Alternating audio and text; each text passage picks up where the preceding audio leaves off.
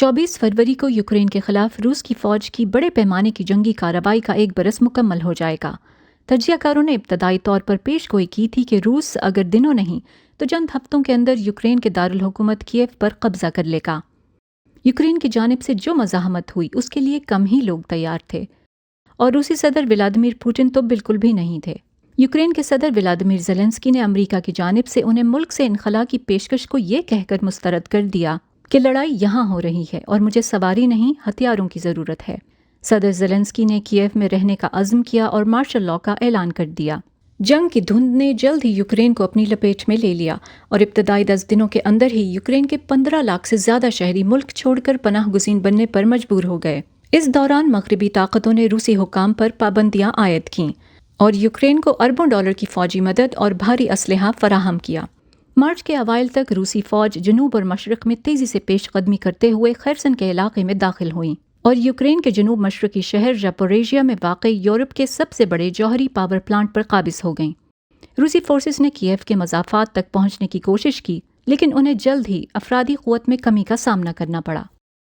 अप्रैल के अवाइल में सहाफ़ी और इंसानी हकूक़ के कारकुनों को कीव से 20 मील शुमाल मशरक़ में वाक़ बुचा कब्ज़े में बड़े पैमाने पर जंगी जराइम के वाज़े सबूत मिले।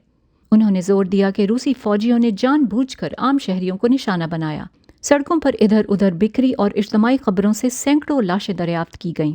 बुचा वाक़े की तहक़ीक़ात सामने आने के बाद अमरीकी सदर जो बाइडन ने रूस पर यूक्रेन में नस्ल कुशी का इल्ज़ाम आयद किया, जबकि रूस के सदर पुतिन ने जंग जारी रखने के अज़्म का इजहार किया। मई में अक़वाम मुत्तहिदा के सेक्रेटरी जनरल एंटोनियो गुतेरेस ने रूस पर जंग के खात्मे के लिए ज़्यादा जोर देना शुरू किया। कई रोज़ बाद अमरीका, G7 ममालिक और यूरोपीय यूनियन ने रूस पर पाबंदियों के लिए एक नए मरहले पर इत्तफ़ाक़ किया, जिसमें 2022 के आखिर तक रूसी तेल की ज़्यादातर दरामदात को मरहलावार ख़त्म करने का अज़्म भी शामिल था। स्वीडन और फिनलैंड की जानिब से नेटो में शमूलियत का बाज़ाब्ता ऐलान सदर पुतिन के लिए एक और धचका साबित हुआ। पुतिन ने इससे कबल नेटो की रुकनियत में तौसी के खदशे को रूस के यूक्रेन पर हमले की एक बुनियादी वजह करार दिया था।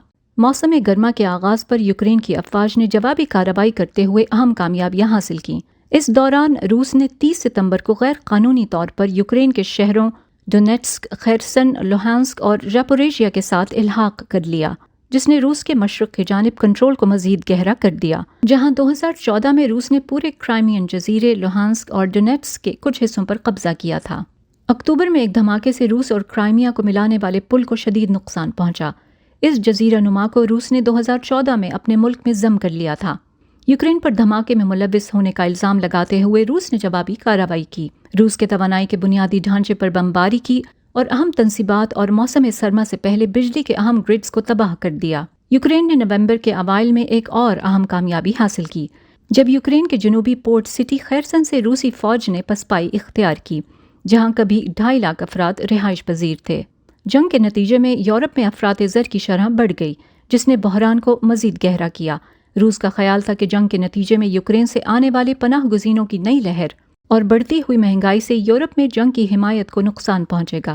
ताहम जनवरी 2023 में यूरोप में किए गए राय आमा के एक जायजे से मालूम हुआ कि यूरोपीय यूनियन के 74% शहरी अब भी यूरोप की जानिब से यूक्रेन की मदद के फैसले की भरपूर हिमायत करते हैं।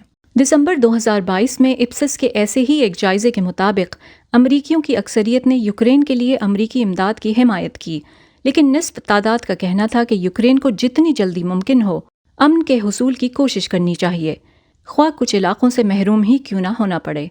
अब जबकि जंग का 1 साल मुकम्मल होने को है, अक़वाम मुत्तहिदा का अंदाज़ा है कि फरवरी 2022 से यूक्रेन में अब तक तकरीबन 7,000 शहरी हलाक हो चुके हैं। यूक्रेन के आला हुक्काम का अंदाज़ा है कि 1 साल के दौरान 13,000 यूक्रेनी फ़ौजी मारे गए हैं। रूस के हुक्काम का कहना है कि इस अरसे के दौरान तकरीबन 6,000 रूसी फ़ौजी हलाक हुए। ताहम अमरीकी खुफिया इदारों के अहदेदारों के मुताबिक ज़ख्मी और हलाक होने वाले रूसी फ़ौजियों की तादाद 1 लाख के करीब है। The Organisation for Economic Cooperation and Development OECD का अंदाज़ा है कि साल के आखिर तक जंग से आलमी मईशत को $2.8 ट्रिलियन का नुकसान होगा। OECD और अक़वाम मुत्तहिदा के अंदाजे के मुताबिक महज यूरोप में 80 लाख यूक्रेनी पनाह गुज़ीन मौजूद हैं।